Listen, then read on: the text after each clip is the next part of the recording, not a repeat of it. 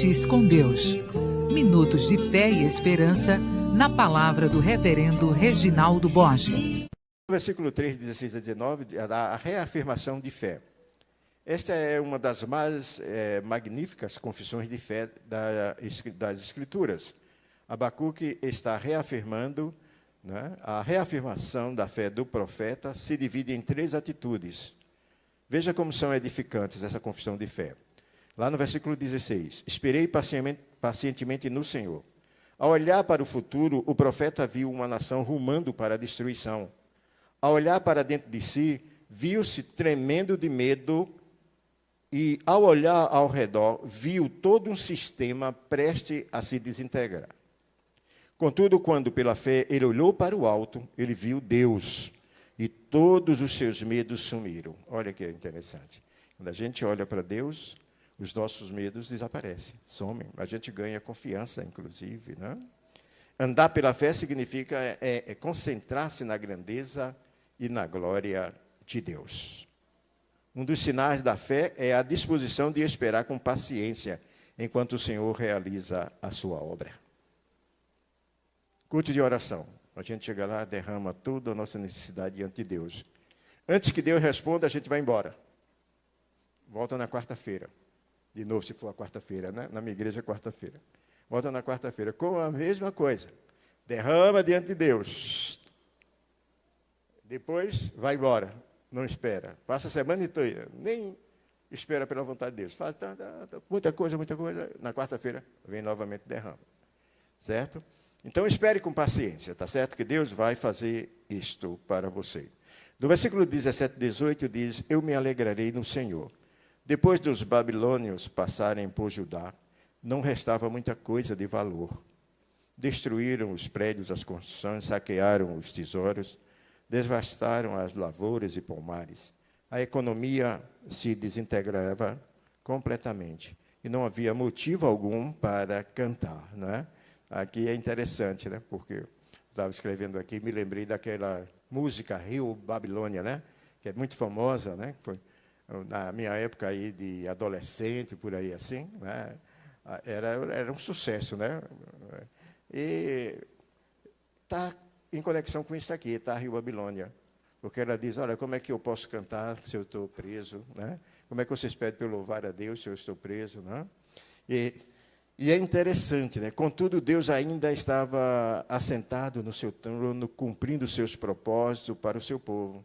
Abacuque não podia se alegrar com as circunstâncias, mas podia se alegrar com Deus. Isso aí é que é, né? Que diferença. Não se alegrar com as circunstâncias. Está tudo muito ruim, isso não me alegra. Mas eu me alegro porque eu tenho Deus. E Deus está ao meu lado. Ainda que eu ande pelo vale da sombra da morte, não terei mal algum, porque tu estás comigo. Certo? Então, eu me alegro por conta disso. Não é? Até quarta-feira, eu estava dizendo, conversei com o Rui, quarta-feira, Rui, vai ser o dia definitivo, se eu viajo ou não viajo. Porque todos os compromissos, né, que eu tive depois de uma queda, eu levei uma queda dentro de casa, e essa queda causou muito trauma. Né? Eu passei 10 dias sem poder me levantar, tinha que ter ajuda, não dá para viajar, né? Para ter alguém no hotel me puxando para eu ficar em pé. Está entendendo como é que é? Mas, graças a Deus, do sábado passado, 8 dias atrás, comecei a ter uma recuperação muito boa. Eu digo, agora eu vou fazer o teste, né? Eu vou viajar. Minha filha, pai, o senhor vai? Eu vou. Aí eu vou testar. Graças a Deus, até hoje, não estou sentindo incômodo nenhum das coisas, que eu não podia nem me virar com uma dor enorme. Tu fiz muitos exames, né? Muitos exames. Mas o que é que acontece isso? Eu tinha que cumprir os propósitos. Minha situação na época era complicada, mas eu estava confiante que chegaria aqui. Até um evento que eu vou ter em São Paulo agora no final do mês, eu já tinha falado para o secretário sinodal lá, né, que vai ser num hotel, olha, prepara aí o plano B, porque se não der para viajar, eu não vou. Mas, graças a Deus, olha, se eu fui aqui, lá para frente, é só dar graças a Deus. Então, as circunstâncias não eram boas para Abacuque, mas ele se alegrava no Senhor.